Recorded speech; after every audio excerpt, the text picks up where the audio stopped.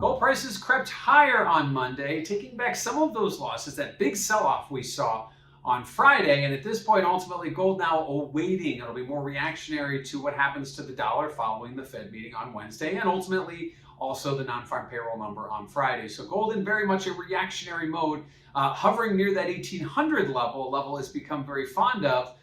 Clearly, the market was bullish for much of the month of October. We saw a little bit of a sell-off overnight, over the weekend, prior to the weekend and into Monday. So right now, things recovering quite a bit, but ultimately gold prices have been very susceptible to wider price swings as cryptocurrencies steal some of the allure, as rising treasury yields steal the allure, and the dollar, which has been very strong, obviously adversely affects gold prices. But right now, kind of finding a coiling period, waiting for some kind of a potentially breakout following the Fed meeting as we gravitate back towards that 1800 level. Now, what does this mean for volatility?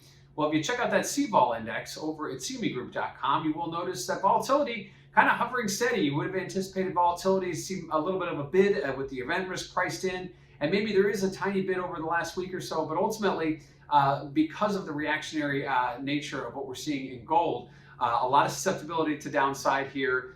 Clearly, if the market's going to see a big pop, we need to get well above 1800 with a sustainable trade above 1800. That we've seen only a handful of times here over the last couple of months. So right now, gold is very susceptible to a downside move if the dollar continues to rally, if cryptocurrencies continue to rally, and if treasury yields continue to push higher. And volatility right now kind of hovering steady, waiting for that next catalyst event to come. And this week we may get that in the form of FOMC and non-farm payroll. Lastly, what are speculators doing? Well, as of last Tuesday, they were adding to their longs, and they continue to do so. However, that big sell-off on Friday isn't reflected in the positioning report, nor will it be obviously ahead of the FOMC report. So it'd be interesting to see what happens to net positioning over the next couple of weeks. Not this Friday's report, but next Friday's report will be the most interesting one. That will take into account the Friday sell-off that we saw this week, as well as FOMC on Wednesday. So keep an eye for those CFTC reports, not only this week, but next Friday as well. So gold prices continuing to trade back and forth after a big sell-off on Friday, seeing a modest recovery on Monday, now hovering just below 1800 ahead of key events in the form of FOMC and non-farm payroll on Friday.